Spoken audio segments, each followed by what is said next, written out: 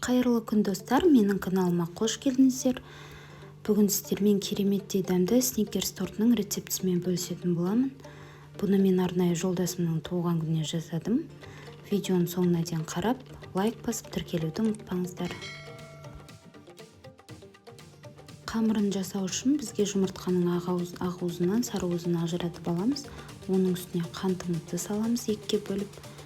Ендігіде ақ уызымызды қант салып, жақсылап көпіргенше миксерлейтін боламыз. Аппақ болып көпіріп, өз формасын ұстау керек видеодағыдай. Ендігіде сары уызымызға қантымызды салып, жақсылап араластырамыз. Одан кейін сұйық майымызды құямыз. Оны да жақсылап миксерлеп, ұнымыздың үстіне какао ұнтағын қопсытқышымызды салып, електен өткізіп аламыз. Одан кейін қатты ысып тұрған сүтімізді құямыз. Оны жақсылап миксерлейтін боламыз. Миксерлегеннен кейін бізде осындай көріп тұрғандарыңыздай қою масса шығады. Осы қою массаның үстіне жұмыртқамыздың жаңағы ақ уызын саламыз. Одан кейін миксердің ең төменгі жылдамдығында жақсылап араластырамыз.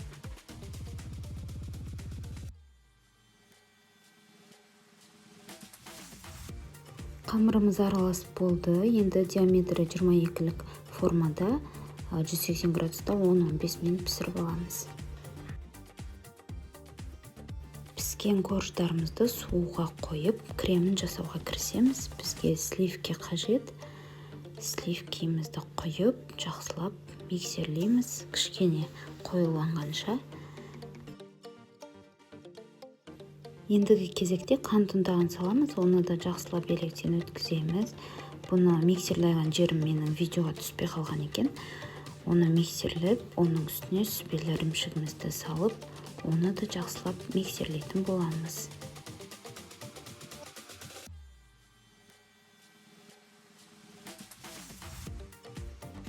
Мінекей біздің креміміз дайын, осылай өз формасын ұстауы қажет. Енді бөлек бір ыдысқа 2 ас қасық кремімізден салып, оның үстіне 1 ас қасық сгущенкамызды салып, барлығын жақсылап миксерлейміз. Бұл бізге корждарымыз жинағанда арасына қажет болады. Ендігіде корждарымызды жинап бастаймыз. Ең алдымен кремімізді жағып аламыз жақсылап.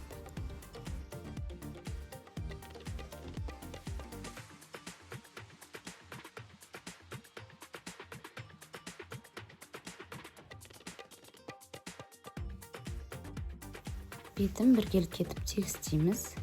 Одан кейін бетіне арахисімізді себеміз. Бұл менде дайын кондитерлік дүкенде сатылатын арахистер.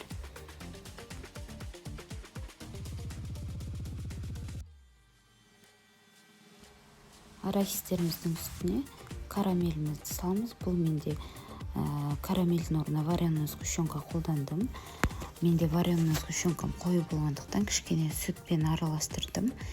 Енді карамельді қолдан жасасаңыздар да сондай қиын емес, сливки мен қантты араластыру арқылы жасайсыздар.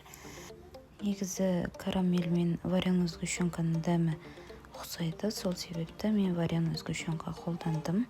Енді сіз өз қалауларыңызға қарайсыздар.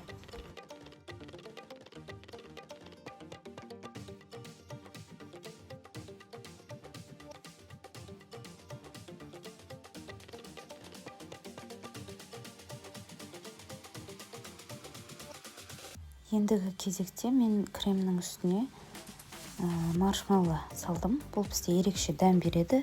Бұның орнына безе де салсаңыздар болады. Кімге қалай ұнайды, солай қолдана бересіздер. Одан кейін жаңағы вареная сгущенка мен кремімізді араластырған массамызды бетіне құйып жатырмын. Бұл менде 3-ші соңғы коржым.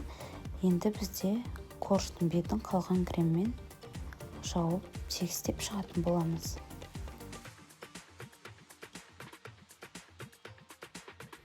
Тортымыздың крем бәрі жағылып болды. Енді осыны тоңазытқышқа 3 сағатқа қоятын боламыз. Ендігі кезекте шоколадты ганашымызды жасадық. Бұл жерде мен қалай жасағанымды түсірмедім видеоға.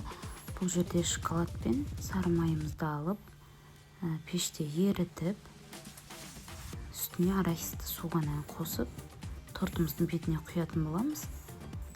Мен бұл жерде шоколадты ганажға шоколадты глазурь қолдандым. Енді сіздер өз қалауларыңызбен Қазақстан шоколадын қолдансаңыздар да болады.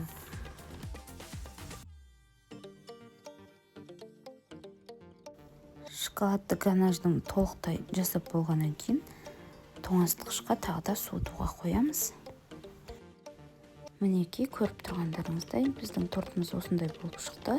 Бұл жерде мен шоколадты ганажда шоколадымыз қою болмағандықтан тағы екінші қайтара шоколадты ганаж жасап, кішкене қоюлату мақсатында құйған болатынмын. Енді ол сіз өз қалауларыңызға байланысты ас болсын. Рахмет.